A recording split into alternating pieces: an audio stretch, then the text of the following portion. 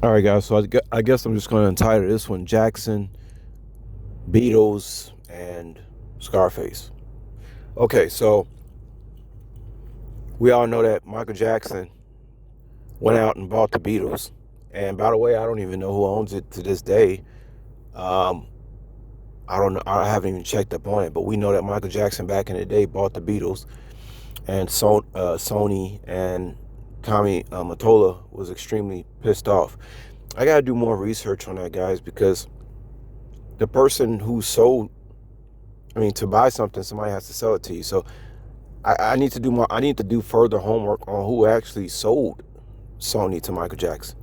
You know, um, I question why Michael had to buy the Beatles. You know, I kind of question why he had to buy the Beatles, because if he had $60 million to buy the Beatles, it's kind of like I really question his motives. Because you could do a lot with $60 million other than just buying, the Beatles. There's a lot you can do to make $60 million turn into $1 billion. There's just so much other things you can do. It seems to me, and keeping in mind, guys, I love Michael.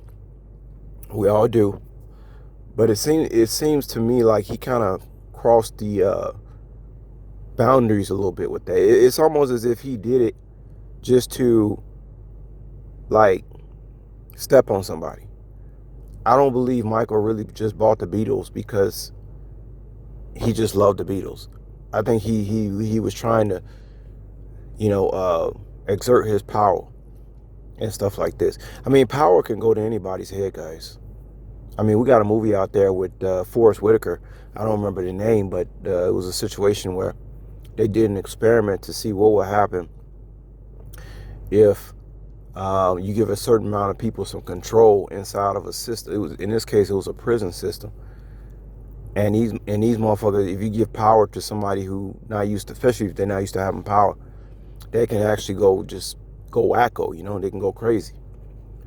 Just give people a little bit of power, they just go crazy. The movie Scarface, yeah, that's a great movie. We all remember when Frank told Tony, don't get too big. Keep things simple. You're happy. You got everything you want. You got the money. You got the women. You got the friends, right? Everybody's eating off your plate, kissing your ass, right? You got everything. So why do you feel the need to just go further with it and get more attention on yourself when you already got it, the whole world? You already got it in your hands. Okay, so at this point, obviously Michael Jackson already had the world in his hands. If you just got $60 million in your left pocket to just go buy Sony records, you know what I mean? But see, here's the thing, I ain't gonna be long. There comes a point where it's like money is a lot, but it's not everything.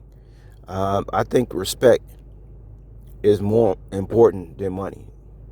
And there are certain things that we do in life that, you know, um, how can I say, just, you got to know your limits, man. Just because you got all the money don't mean you can do whatever you want. Okay? I'm pretty sure that even millionaires and billionaires know that they cannot do whatever they want. Nobody can do whatever they want down here. If they could, then there would be no such thing as God, obviously, right? Nobody can do whatever they want. So all you can do is try to mass mind control people to get them to do what you want. But even the elites know they cannot do whatever they want. They cannot access every single location on this earth. They only can manipulate and mind control. That's all they can do. They cannot do whatever they want to just because they got all this money. Big mistake for people to believe just because they got a lot of money they can start, stepping over certain boundaries. So Michael obviously found out the hard way. Yet I still got to do more research, and if it was such a big deal, why did who sold it to him in the first place? Maybe they was just setting Michael up for failure. I don't know. But of course, when we first heard about it, first thing that come to mind is all they racist. They don't want no black people to be reign supreme in the music business and blah blah blah. That could be true, but at the same time, it's kind of like there is still a level of don't get too big. You got people out here. Somebody can kill you over $100. So how much is money really worth? What is money's real value other than what somebody says it is? I mean, again, you got people out here, they will kill for $100. There's somebody out here that will kill for somebody for $100. So how much is money really worth? You say, well, $100 kill somebody? That ain't shit. Well, it's something to somebody. It's a lot to somebody out there who's desperate and in need.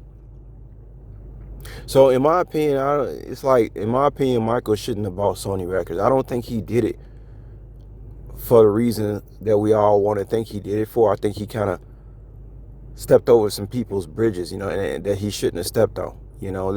There comes a certain point where you have to be respectful and honorable, and I think Michael kind of crossed that line with it.